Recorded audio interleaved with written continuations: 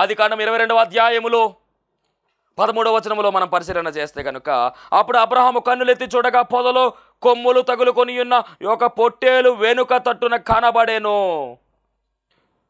ఈ వృత్తాంతము చాలా అద్భుతమైనటువంటి వృత్తాంతము. ఆదికాండం 22వ అధ్యాయములో అబ్రహాము యొక్క విశ్వాసమునకు పరీక్ష, అబ్రహాము యొక్క విశ్వాసము ఏ స్థాయిలో ఉందో దేవుడే పరీక్ష చేస్తూ ఉన్నాడు. అబ్రహాము దేవుని పట్ల ఎంత విధేయత కలిగి ఉన్నాడో, ఎంత ప్రేమ కలిగి ఉన్నాడో, దేవుని చిత్తాన్ని ఏ విధముగా జరిగించడానికి అబ్రహాము ఉన్నాడో, దేవుని మాట ఎంత బలముగా అబ్రహాము వింటాడో అని రుజువు చేసేటటువంటి అధ్యాయమే ఈ ఆదికాండము 22వ అధ్యాయము. యేసుక్రీస్తు ప్రభువారి యొక్క శిలువ యాగము ఈ అధ్యాయములో కనబడుతూ ఉంది.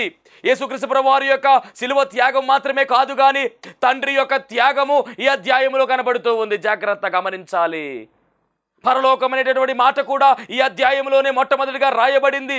ప్రేమ అనేటటువంటి మాట కూడా ఈ అధ్యాయంలోనే రాయబడింది.